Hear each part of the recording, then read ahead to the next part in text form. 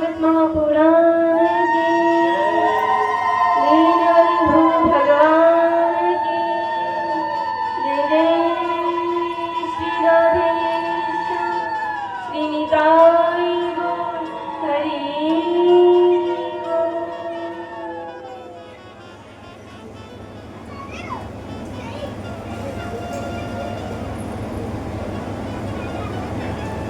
गुरु ब्रह्म गुरु विष्णु गुरुदेव महेश्वर गुरु साक्षात् परं ब्रह्म तस्मै श्री गुरुवे नमः।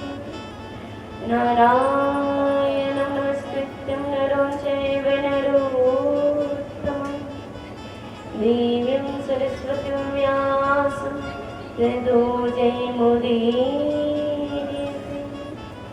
सच्चिदानन्दरूपाय विश्वोत्पत्त्यादिहेतवे तापत्राय विनाशाय श्रीकृष्णाय वयं नमः। श्री राधे कृष्ण। आज 31 में हिंदी से बोले नहीं करते लोग बांग्ला से। आज ऐसे घर में जो जेठमशाई थे पूर्वकालीन में, जो परम वैष्णव थे, आज उनके वार्षिक के रूप में, उनका वार्षिक दिवस है। इसी अवसर पर एक दिवसीय भागवत चर्चा का आयोजन किया गया। भागवत कथा तो नहीं कह सकते क्योंकि कथा तो 7 दिन की होती है और 7 दिन के बिना जो 5 दिन 3 दिन की जो 1 दिन की जो कथाएं होती हैं उसे केवल चर्चा कहा गया है। कथा नहीं, कथा केवल 7 दिन की होती है, 1 महीने 1 वर्ष की होती है। तो यहाँ 1 दिन की कथा है तो हम इसे भागवत चर्चा की उनके वार्षिक दिवस के उपलक्ष्य पर 1 दिवसीय श्रीमद् भागवत चर्चा का आयोजन किया गया है। बस सौभाग्य का विषय है कि आज हमें भागवत चर्चा पुनः प्राप्त करने को मिल रहा है। और सबसे बड़ी बात तो ये है और सबसे सुंदर बात तो ये है कि जिनके लिए भागवत चर्चा हो रही है वो स्वयं वैष्णव थे, इसमें कोई संदेह नहीं। और हम कहें वैष्णवों के लिए कोई नीति नियम कानून नहीं होता, क्योंकि जिसने कृष्ण को पकड़ रखा है वो तो स्वतः मुक्त है कि नहीं?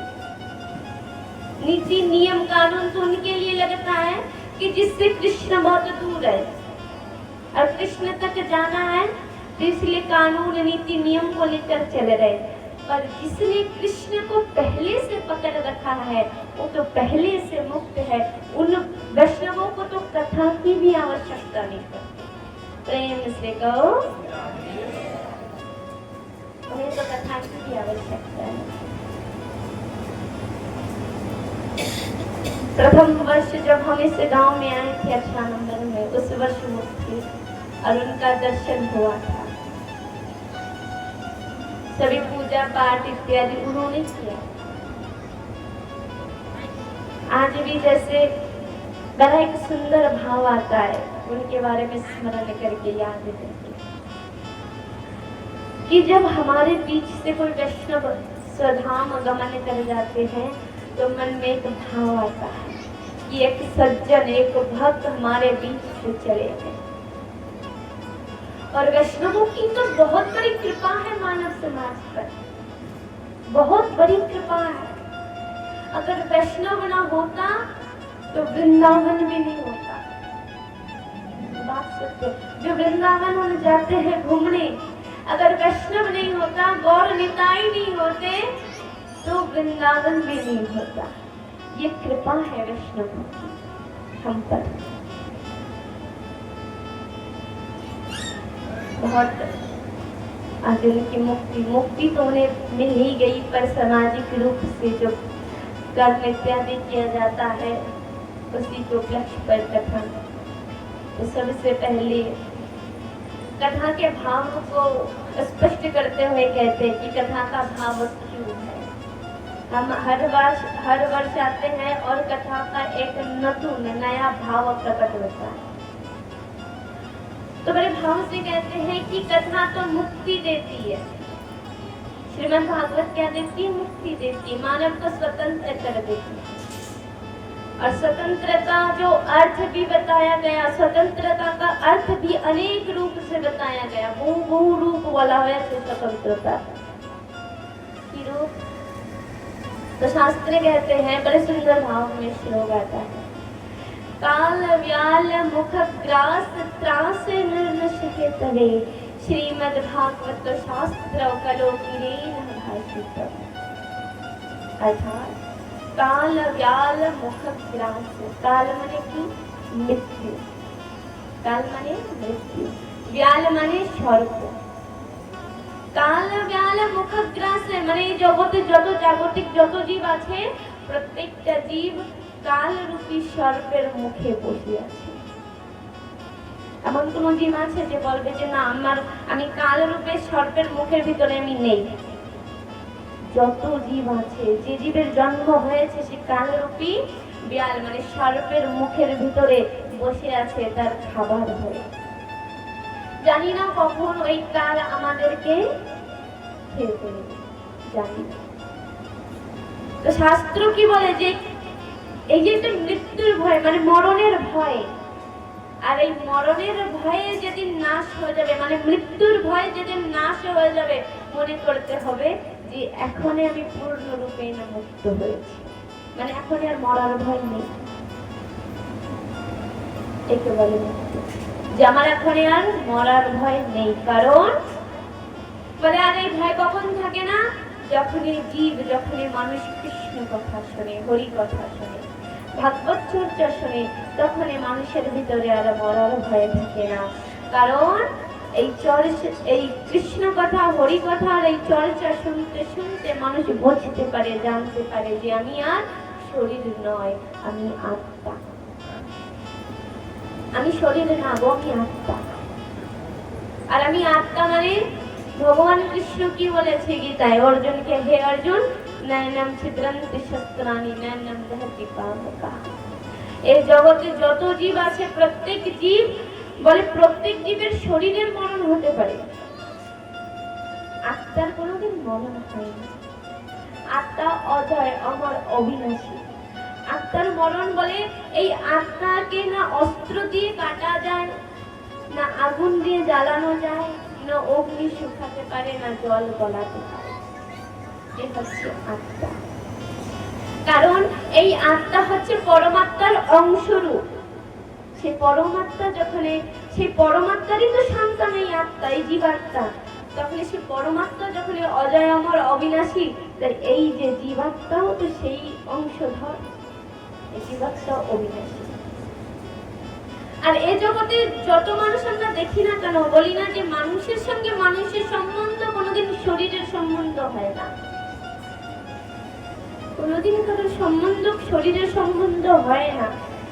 সবার সঙ্গে সবার সম্বন্ধ আত্মার সম্বন্ধই হয়। এর যদি উদাহরণ চাই, যে উদাহরণ বলো, তাহলে কি করে আত্মার সম্বন্ধ শরীরের সঙ্গে এত সম্বন্ধ না হলে মানুষ রং রূপ দেখে কেন তাকে প্রিয় বলবে, যে এটাকে প্রিয় দেখায়? যদি আত্মা তো সবার এক সমান, কে পুরুষ বা কে নারী, কে কালো বা কে পরিষ্কার, কে লম্বা বা কে খাটো, সবার ভিতরেই একই তো। বলে না, এই জগতে যখন আমরা থাকি তখন শরীরের নামে পরিচিত অবশ্যই হই, তবে সেই শরীরও সেই আত্মার নামে পরিচিত থাকে। আর আত্মার সঙ্গে সম্বন্ধ কেমন? সুন্দর করে একটা কথা বলেছি জানো, এর প্রমাণ যে মানুষ যখন চলে যায় আমাদেরকে ছেড়ে, মরণ পথে যখন চলে যায় অন্তিম সময়, তখন সেই শরীর তো থাকে, আত্মা চলে যায়, যায় না? নাকি শরীরও চলে যায়? শরীরে যায়। প্রেম সহকারে বলুন রাধে। শুধু আত্মা চলে যায়, শরীর, সেই শরীর তো সম্মুখেই থাকে, সেই হাত সেই পাও সবকিছু তো সেই।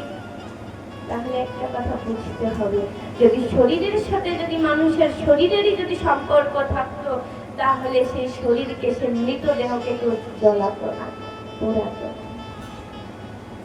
অন্তিম সংস্কার করতো না। কারণ আত্মা তো কোনোদিন দেখিনি, কেমন দেখায়, ও চলে গেছে, ওর মতন চলে গেছে।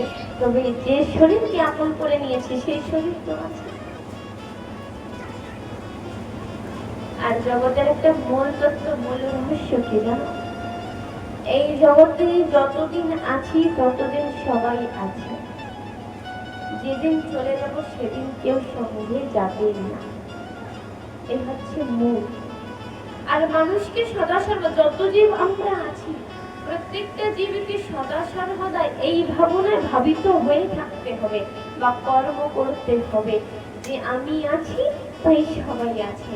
যেদিন আমি থাকবো না সেদিন আমার সঙ্গে কেউ যাবেও না, আর আমার কেউ থাকবেও না, কেউ থাকবে না। সুন্দর একটা উপখ্যান, একটা গল্প, একটা কথা। এক জলাশয়ের ভিতরে ব্যাঙ থাকে, একটা পুরুষ ব্যাঙ, একটা স্ত্রী ব্যাঙ। পুরুষ ব্যাঙ স্ত্রী ব্যাঙ একজনের সঙ্গে একজনের প্রেম হয়েছে, বহু প্রেম হয়েছে, এখন প্রেম হয়েছে, বিবাহ করেছে। তো বিবাহের পরে পুরুষ ব্যাঙ স্ত্রী ব্যাঙকে বলছে, গো শোনো, তোমাকে আমি প্রেম করেছি, বিবাহ করলাম। বলে হ্যাঁ, এখন আমার একটা প্রশ্ন, তুমি উত্তর দাও। বলে কি প্রশ্ন? বলে প্রশ্ন এই, বলো না এই জগতে কে কার? এই একটা প্রশ্ন, বলো না কে কার? স্ত্রী ব্যাঙটা বলছে, দেখো উত্তর আছে। বলে কি? বলে তুই মোর, মুই তোর, তুমি আমার আর আমি তোমার। বলে সত্যি তো, তুমি আমার আর আমি তোমার? বলে হ্যাঁ। বলে যখন এই দুই ব্যাঙের যখন কথা হচ্ছিল, তখন এই জলাশয়ের পাশে সর্প থাকে, সাপ মনে মনে ভাবে ব্যাঙের আওয়াজ পাচ্ছে, একটু গিয়ে দেখি, ভাগের ভাগ একটা তো পাবই।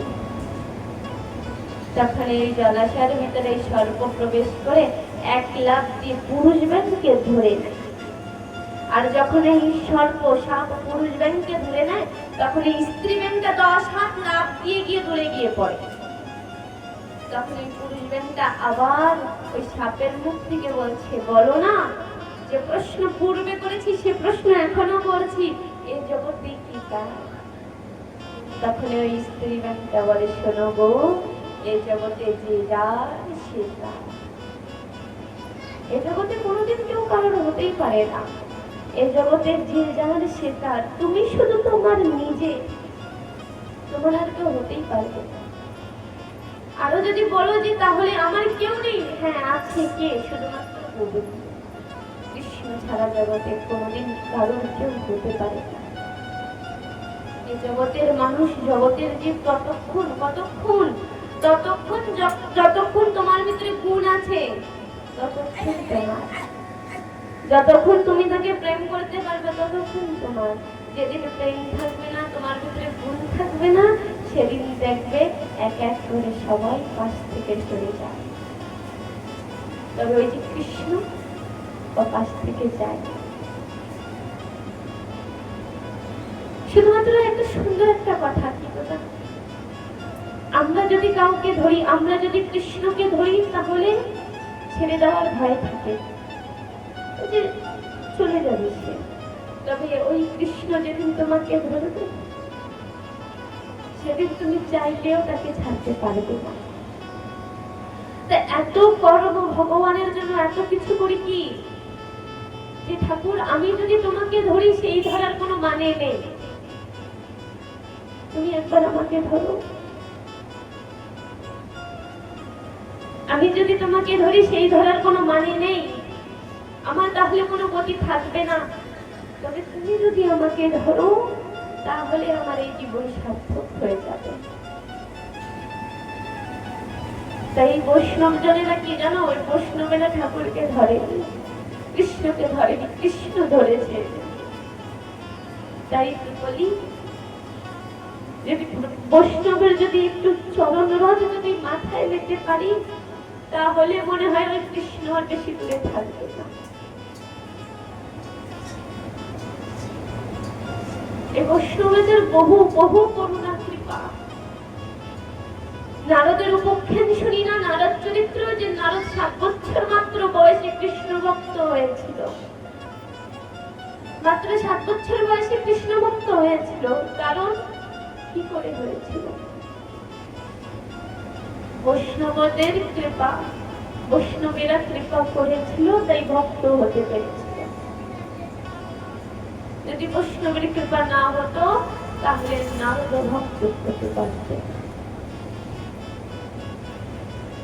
আর বৈষ্ণবে তো বলে, যখনই 84 লাখ জনির বর্ণনা করা হয়, 84 লাখ জনি মানুষ, 84 লাখ জনিতে জীব আসে আর যায়, তখন 84 লাখ জনির বর্ণনে কি বলে?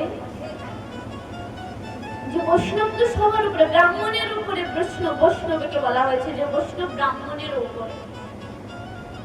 মুচি হয়ে শুচি হয় যদি কৃষ্ণ ভজে। মুচিও শুচি হয়, রহিদাস মুচি শুচি হয়েছিল। মুচি হয়ে শুচি হয় যদি কৃষ্ণ ভজে, আর শুচি হয়ে মুচি হয় যদি কৃষ্ণ ত্যাজে। শুচিও মুচির দিকেও নিচে নেমে যায় যদি সে কৃষ্ণকে ত্যাগ করে দেয়। তো বৈষ্ণব তো সবার উপরে, ব্রাহ্মণেদের উপরে, কথায় কোনো জায়গায় কোনো দোষ নেই। কোনো শাস্ত্র বলেছে বৈষ্ণব সবার উপরে, বৈষ্ণবের উপরে কেউ নেই, ব্রাহ্মণ নেই। এখন বলে যে 84 লাখ জনের যখন বর্ণন হয়,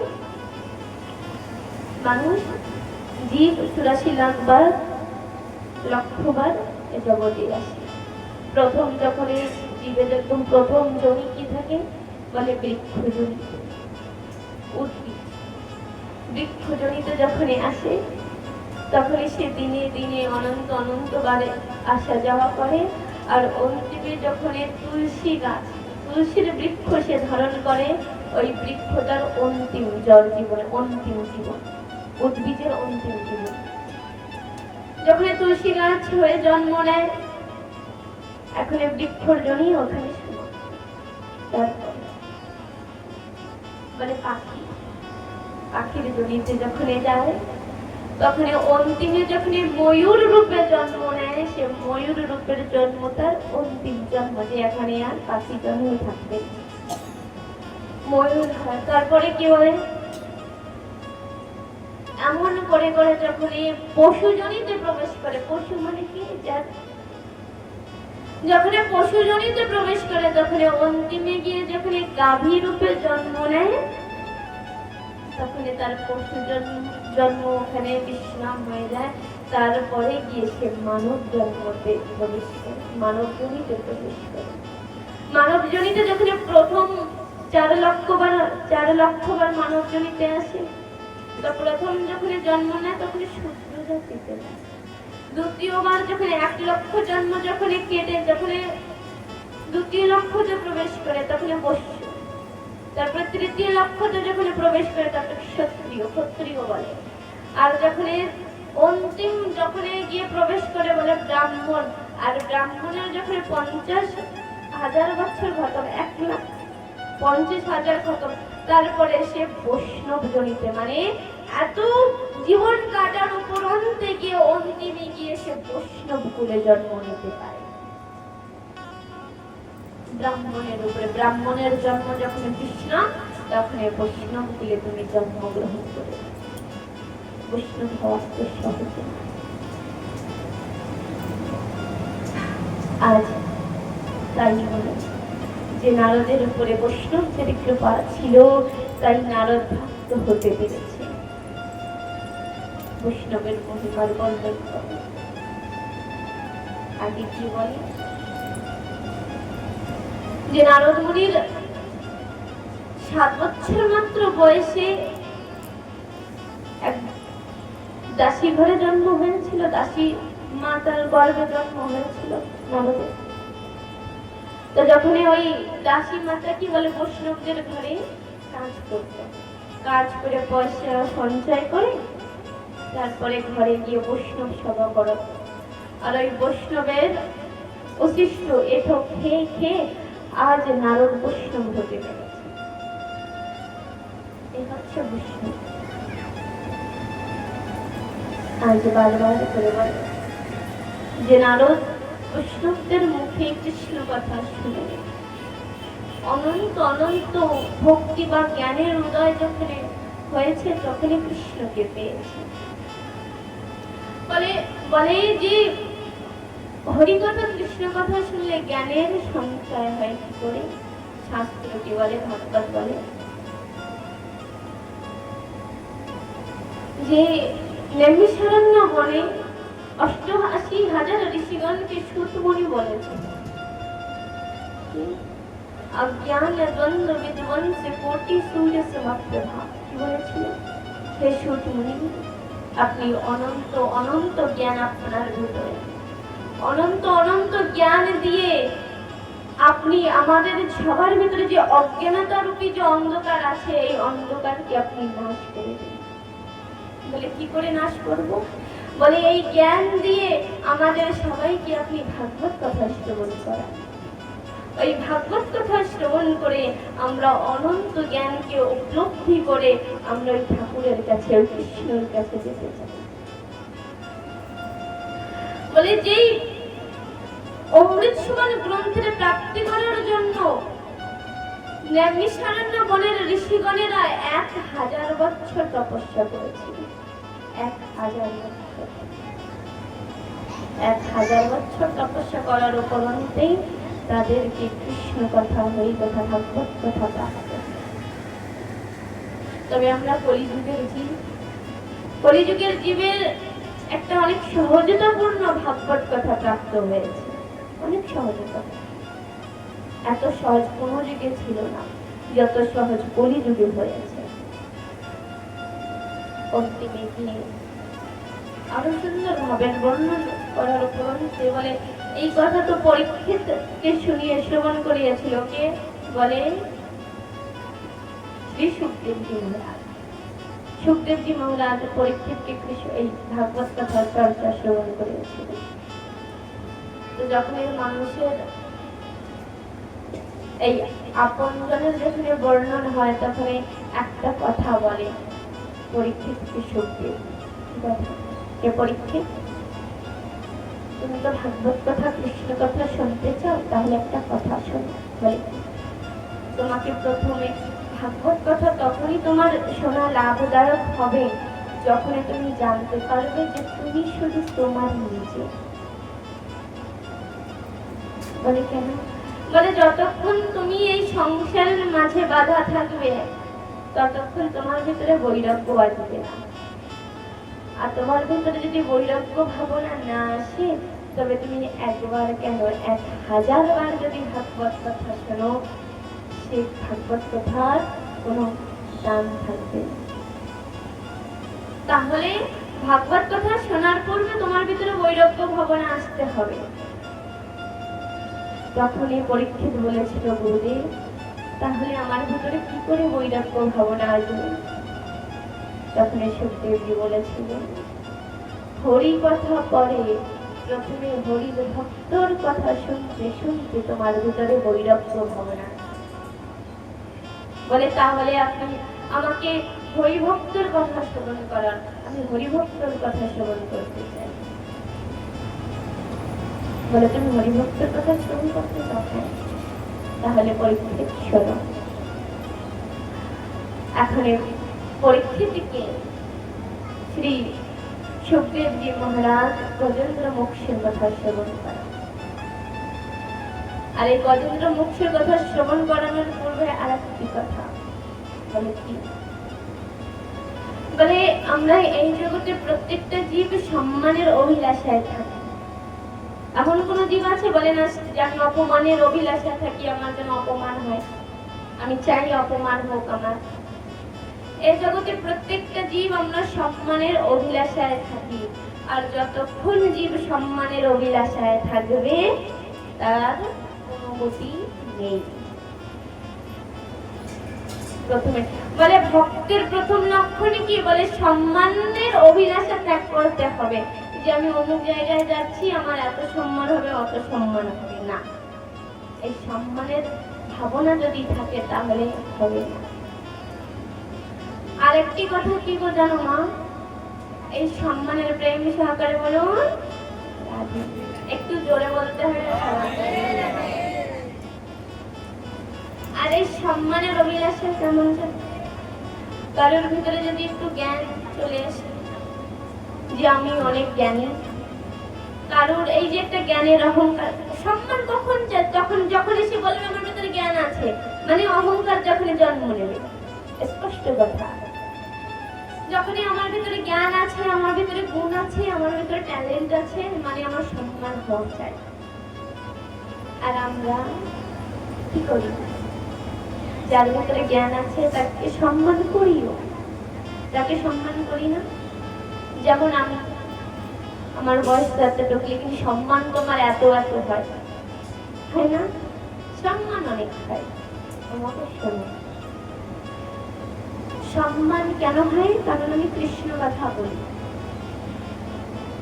হ্যাঁ, সবাইকে কথা বলতে হবে তো। সম্মান কেন হয়? কৃষ্ণ কথা বলি। যদি না বলতাম তাহলে মনে হয় এত সম্মান হতো না, লোকে চেনতো না, জানতো না। এমন সঙ্গীত অধিকারী পালকুটে না হলেও 100 আছে, আছে তো। এমন সঙ্গীত অনেক আছে পালকুটে, 100-র উপরে আছে। সম্মান কেন? কৃষ্ণ কথা বলি। এখন মা শোনো, আমার ভিতরে এমন কোনো ক্ষমতা তো নেই, এমন কোনো ক্ষমতা নেই আমার ভিতরে। কৃষ্ণ কৃপা হয়েছে তাই কৃষ্ণ কথা বলি। কৃষ্ণ কৃপা যদি না হতো তাই কৃষ্ণ কথা বলতাম না। কৃষ্ণ কৃপা শুধু আমার উপরে নয়, আপনাদের সবার উপরে হয়েছে। তাই আমার উপরে হয়েছে, আমি বলি কৃষ্ণ কথা। আপনাদের উপরে হয়েছে কৃষ্ণ কৃপা, তাই আপনারা শ্রবণ করতে এসেছেন কৃষ্ণ কথা। ভাগ্য দেয় না বহুজন্ম সমর্জিত সৎসঙ্গ লাভতে পুরুষায় যথাবে। বহু বহু জন্মের ভাগ্য উদয় হয়েছে, তাই কৃষ্ণ কথা শ্রবণ আপনারা সবাই করছেন, আর আমিও কৃষ্ণ কথা বলছি। বহু বহু জন্মের ভাগ্য উদয় হয়েছে, 1 নয় 2 নয়, অনন্ত অনন্ত জন্মের ভাগ্য, তাই কৃষ্ণ কথা বলি। আর এখানে আরেকটা কথা কি বলেন, আমি এই কথা বলি ভাগবতে, যে বলে সে বলার মানুষ কেমন, বলে কাঠের হতে পারে, মোমের হতে পারে, পাথরের হতে পারে, তবে যে কৃষ্ণ কথা শুনে সে তো সোনার মানুষ, সে সোনার মানুষ। আমি বলে যাব, পড়ে বলে যাব কতটুকু আমার ভিতরে পার্থক্য আসবে, আমি কতটুকু ভক্ত হতে পারবো আমি জানি না, নাও হতে পারি ভক্ত, বলার কাম বলে যাবে। তবে যদি কোনো ভক্ত হৃদয় দিয়ে মন দিয়ে যদি কৃষ্ণ কথা শুনে, সে অবশ্যই ভক্ত হতে পারবে। শুনতে হবে, কৃষ্ণ কথা শুনতে হবে, না হলে কি করে ভক্ত হওয়া যাবে? চোখের দরজা আছে, বন্ধ করে দিলে, চোখ পলক দিয়ে দিলে দেখতে পাবো না।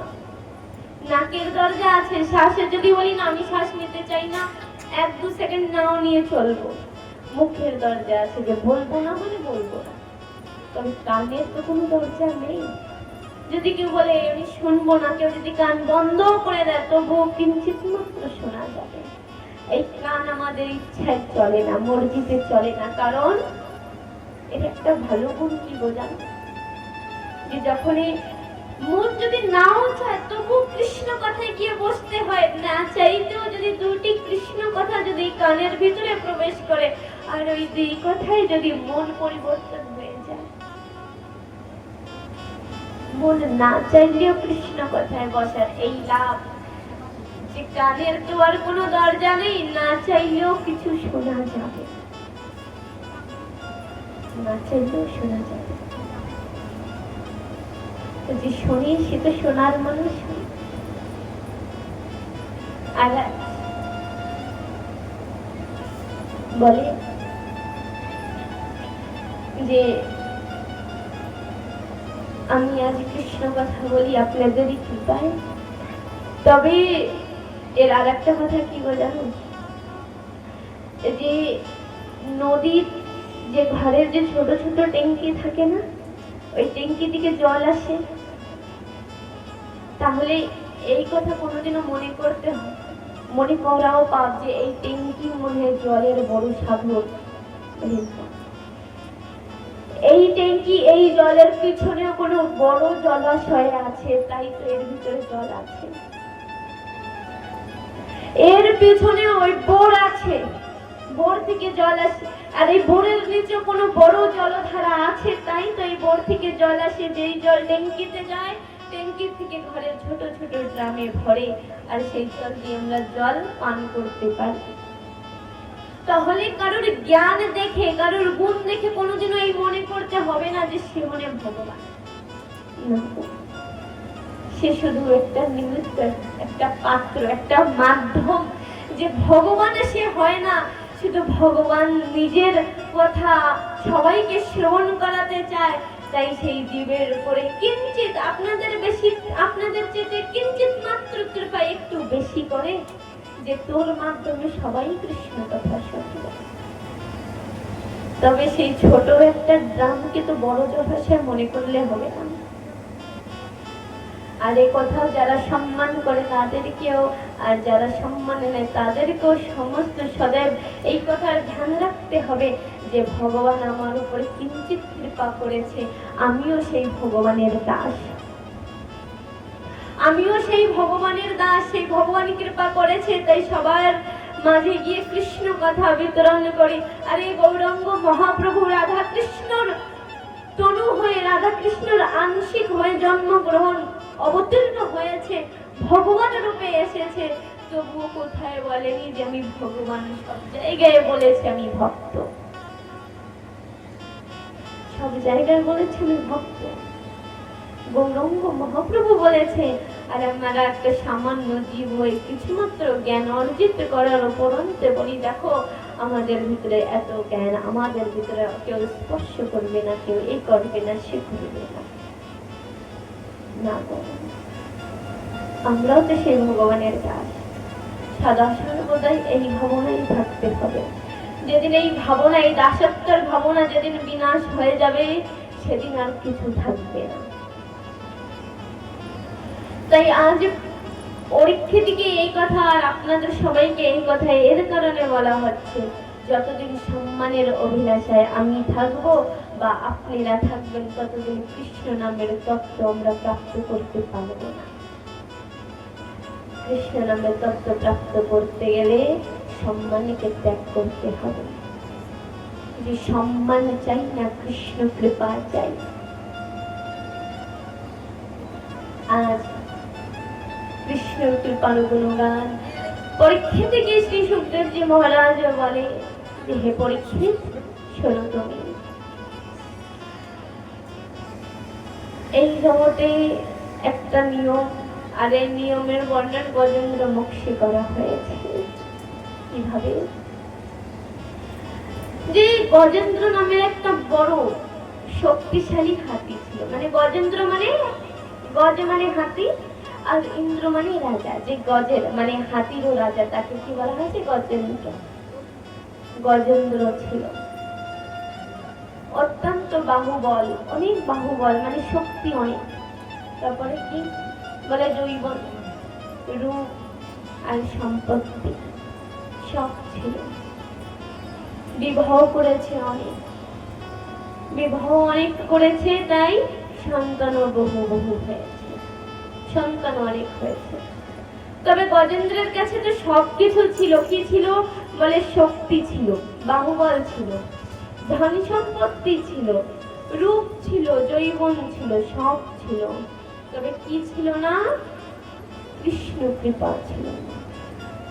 কৃষ্ণ কৃপা ছিল না। কৃষ্ণ কেমন, কৃষ্ণের গুণগান কেমন ছিল না গজেন্দ্রের ভিতরে।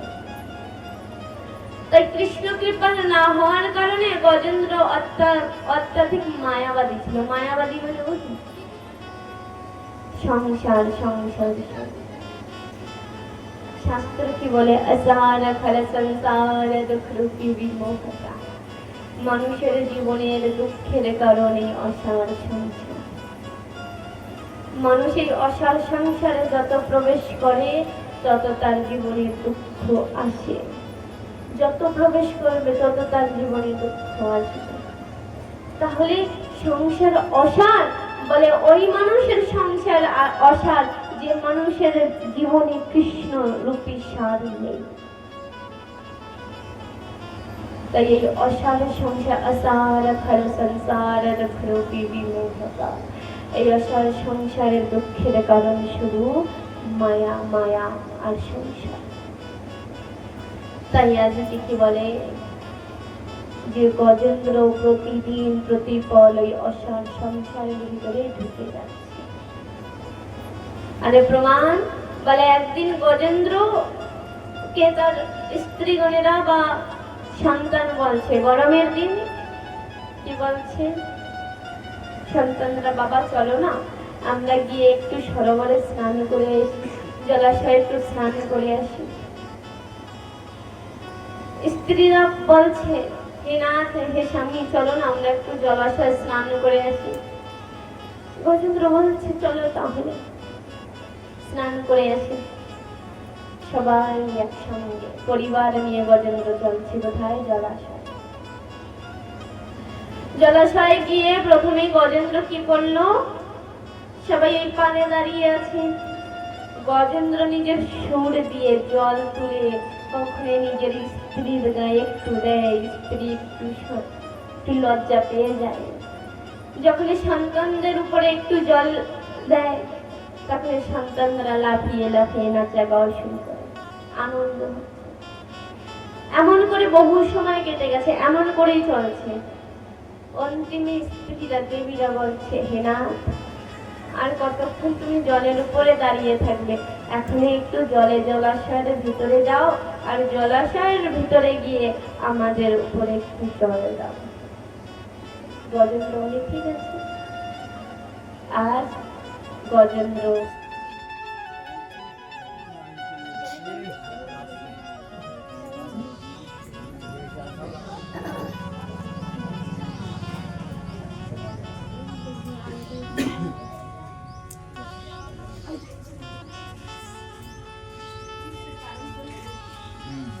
একটু জল দেন না, একটু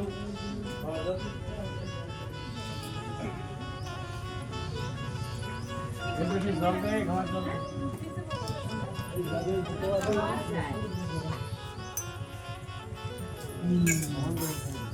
লাইন চলে গেছে, গরম আছে